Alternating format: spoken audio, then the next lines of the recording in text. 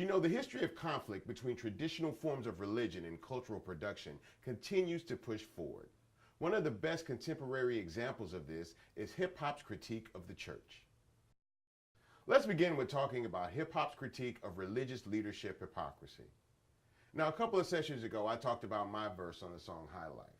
This time, I'd like to talk about Pimp C's verse on High Life, in particular one line that he wrote at the end of the verse, which stated that most preachers are false prophets that are effing hoes and getting paid.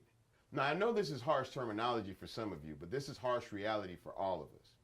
There are a lot of people around here that masquerade themselves as one thing when they really stand for something else. As with all forms of life, this actually exists within the religious culture.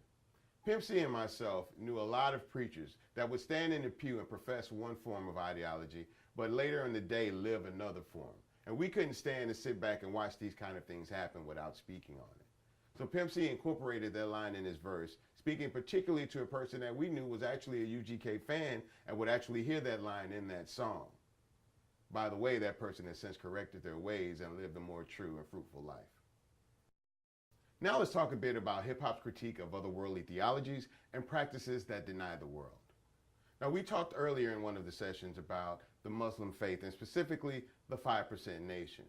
One of the things that come into play when I think about the 5% Nation is the notion that the black man is God and that there's no need to pray into the sky to a quote imaginary God. Now, this is a notion that 5%ers hold very true to themselves and very closely. But there are people who may not necessarily be 5%ers that still carry this same thought process. Kanye West professed recently on his newest album, I Am a God. Now, this is the same thought process from the 5% Nation, in where Kanye is saying, I'm not waiting around for someone to give me something or waiting to praise someone. People praise me the same way that others praise God. So in that sense, I am a God. Now, obviously in Christianity, this isn't going to fly. But Kanye has definitely been one to push the limits of what is and isn't acceptable between the relationship of hip hop and Christian culture.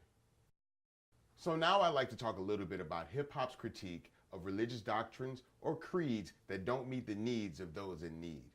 Again, we go back to the 5% Nation representation in hip hop.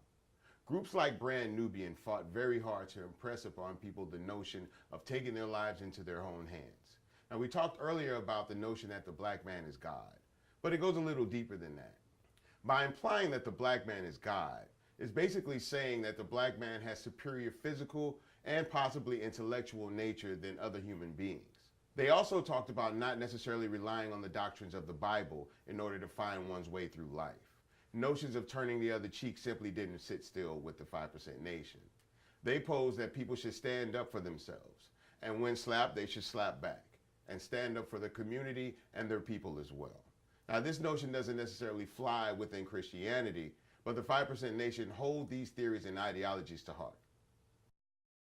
You know, hip-hop culture has worked to hold religious communities accountable. And they've been vocal about the ways in which these communities fail to measure up to the standards that they preach. Now, I've given a couple of examples, but that never satisfies you guys. That's why the bonus reel is there. Feel free to take advantage of that as well as all the other things we've made available for you. See you in the bonus reel.